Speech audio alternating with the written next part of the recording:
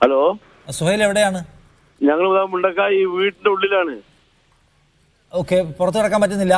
പുറത്തിറക്കാൻ പറ്റുന്നില്ല. ഇതുവരെ ഒരാൾ സാറേ എത്തിയിട്ടില്ല. ഒരാൾ പോലും എത്തിയിട്ടില്ല. ഞങ്ങൾ കുട്ടി കുടുങ്ങി കിടക്കുക. അവിടെ ഞങ്ങളെ അനിയ മരിച്ചു കിടക്കുക, ഈ ബാപ്പ മരിച്ചു കിടക്കുക, ചെറിയ ചെക്ക മരിച്ചു കിടക്കുക. ഇതിന്റെ ഉള്ളിൽ ഓല കൂടുതൽ ഇപ്പൊ ഒരാൾ ജീവനുണ്ട്. അതിനുള്ളിൽ പുറത്ത് കിടക്കാൻ കഴിയുന്നില്ല സാറേ. നിങ്ങളും അവിടെ തന്നെയാണ്? ഞങ്ങളും അവിടെ തന്നെയാണ്. ഞങ്ങളതിന്റെ മേട്ട നിലയിലോ ഓല ഉള്ളിലത്തെ നിലയിലോ ആണ്. അടിയത്തെ വിളിച്ച് ഒരു മനുഷ്യൻ വരുന്നില്ല. എങ്ങനെയെങ്കിലും രക്ഷപ്പെടുത്താൻ പറ്റും, ഞങ്ങൾ രക്ഷപ്പെടുത്തി സാറേ. അല്ലല്ല, അതിന് മാക്സിമം ട്രൈ ചെയ്തുകൊണ്ടിരിക്കുന്നു അവിടേക്ക് വരാനെന്നാണ് നമ്മളിപ്പോൾ മനസ്സിലാക്കുന്നത്. പരമാവധി ആളുകളുടെ അടുത്തേക്ക് എന്ന് വെച്ചാൽ പുറത്ത് നിൽക്കുന്നവർക്ക് എവിടെയൊക്കെയാണ് എന്തൊക്കെയാണ് അപകടം ഉണ്ടാകുന്ന ഒരു ക്ലാരിറ്റി കിട്ടാത്തതിന്റെ പ്രശ്നമുണ്ടെന്ന് തോന്നുന്നു. ഇത് സാറേ മുണ്ടക്കായി ടൗണിലത്തെ വീടാണ്, ടൗണിലാണ്. പടിക്കപ്പറമ്പിലുള്ള വീടാ. പടിക്കപ്പറമ്പിൽ എന്ന് പറഞ്ഞാല് അത് എല്ലാവരും നോക്കി വന്ന് കണ്ടാൽ തന്നെ അറിയാം. അതിന്റെ ഉള്ളിലാണ് ഇപ്പൊ ഇവിടുത്തെ ജീവനോടെ ഇരിക്കുന്നത്. ഞങ്ങളൊക്കെ ഉണ്ട് ഓനെ രക്ഷപ്പെടുത്താൻ വേണ്ടി. ഞങ്ങള് ഏട്ടനും ഓന്റെ ഏട്ടനും ഏട്ടന്റെ വാപ്പിയും ഒക്കെ ഉണ്ട് ഇവിടെ. ഓക്കെ, മരിച്ചു എന്ന് പറഞ്ഞ ആൾക്കാർ ആ വീട്ടിൽ തന്നെയുള്ള ആൾക്കാരാണ് മരിച്ചത്? ആ വീട്ടിന്റെ ഉള്ളിലുണ്ട്. ഞങ്ങൾ അടുത്ത് കിടക്കുകയാണ്. ഓക്കെ, എന്ന് വെച്ചാൽ അവിടെ മണ്ണ് വന്ന് കയറിയതാണ്? മണ്ണും വെള്ളവും മരവും ഒക്കെ കയറിയിട്ട് അതിനുള്ളിൽ ഇറങ്ങാൻ കഴിയില്ല. അതിന്റെ ഒരുത്തുണ്ട് ഇവിടെ കിടക്കുന്നത് ഞങ്ങളെ കയ്യിന്റെ അടുത്ത്.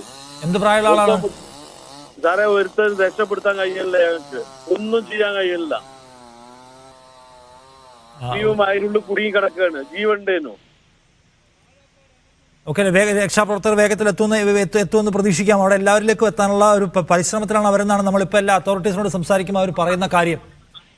സാറേ, രക്ഷാപ്രവർത്തനം വരും പറഞ്ഞിട്ട് ഇപ്പൊ രാവിലെ മുതൽ കാത്തിരിക്കൽ തുടങ്ങി. 6 മണിക്ക് വരെ കാത്തിരിക്കൽ തുടങ്ങിയതാ.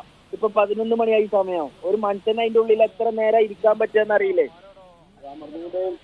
അല്ലെ, ഓക്കെ നമ്മൾ മനസ്സിലാക്കുന്നു. പക്ഷെ നമ്മളിപ്പോ ഇതിനകം സംസാരിച്ചു കഴിഞ്ഞാൽ ഒരുപാട് സ്ഥലത്ത് ആളുകൾ കുടുങ്ങി കിടക്കുന്നുണ്ട്, ഒരിടത്ത് മാത്രമായിട്ടല്ല.